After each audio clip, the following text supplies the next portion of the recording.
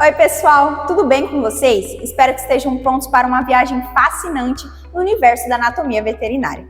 Hoje, a turma de Medicina Veterinária 124 do IFO Campus Colorado do Oeste irá explorar um tema que de início parece complicado, mas eu prometo que será leve e divertido: anatomia topográfica. Isso mesmo, vamos entender como os órgãos e estruturas estão posicionados dentro dos animais, formando um quebra-cabeça anatômico.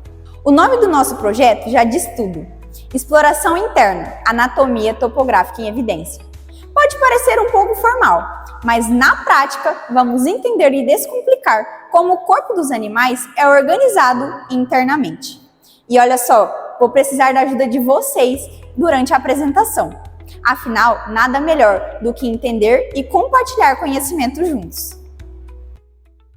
Então, a anatomia, ela deriva do grego ana, ou seja, em partes, e tomé, ou seja, cortar, sendo o estudo dos organismos em sua arquitetura por diferentes formas. Ela faz um estudo do corpo e suas relações, e anatomia significa estudo da forma e estrutura dos seres organizados. A anatomia regional, ou topográfica, ela vai tratar diretamente das formas e também em relação de todos os órgãos presentes em determinadas partes ou regiões do corpo.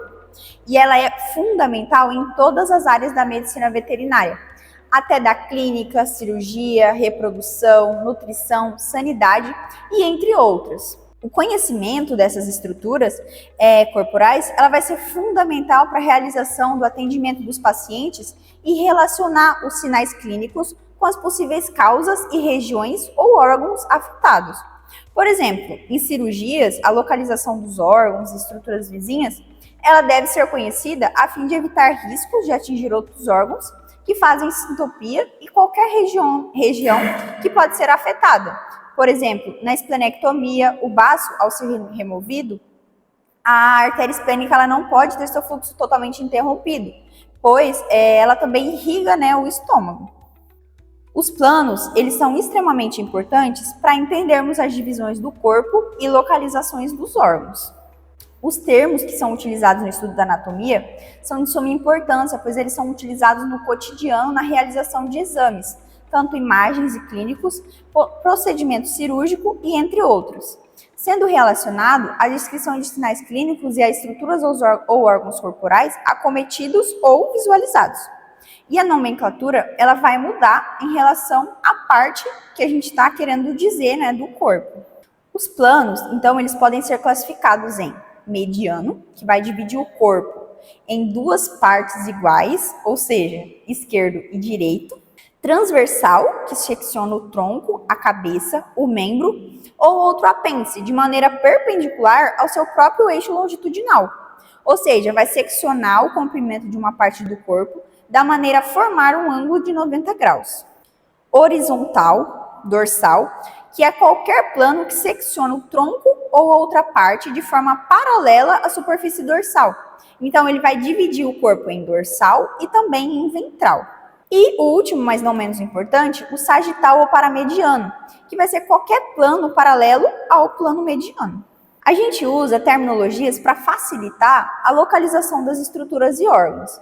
Então, elas podem ser denominadas como direita e esquerda, rostral, utilizado no crânio, que é em direção à extremidade do focinho, e o termo caudal vai permanecer adequado como nos outros.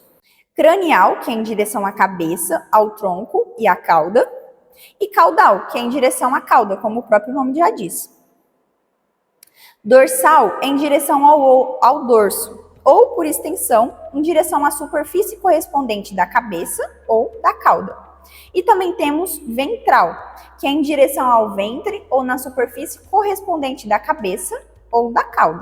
Medial, que é em relação ao plano mediano. E lateral, que é em direção aos lados, ou seja, os flancos do animal.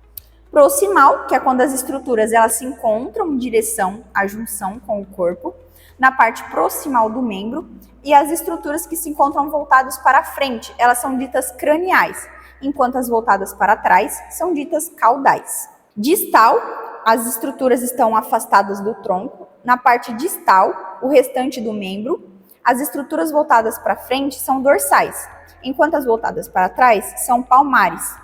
ou seja, as palmas das mãos nos membros torácicos.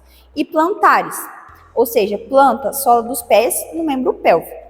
Ademais, a gente possui algumas terminologias que são adicionais, como, por exemplo, axial, que vai ser em direção ao eixo dos dedos, ou abaxial, que é afastando-se do eixo dos dedos. O externo, que é quando a estrutura ela é situada externamente, e interno, quando a estrutura está situada internamente. Também temos a superficial, que é quando está situado próximo à superfície, ou profundo, que é quando a estrutura está situada profundamente. Temporal, que é em direção à têmpora, como a gente consegue olhar na imagem. Nasal, que é em direção ao nariz. Superior, que é em cima dos lábios ou pálpebra. E inferior, que é embaixo dos lábios ou da pálpebra. Apical, é em direção à extremidade dos narizes, do dedo e também da cauda. E oral, que é em direção à boca. Pessoal, esse foi o nosso vídeo de introdução aos planos e termos anatômicos, que é essencial para prosseguirmos com o nosso conteúdo. Sigam o nosso canal, deixe já o seu like e vejam os vídeos já disponíveis sobre cabeça e pescoço, cavidade torácica, cavidade abdominal e também sobre os sistemas. Obrigada e até a próxima!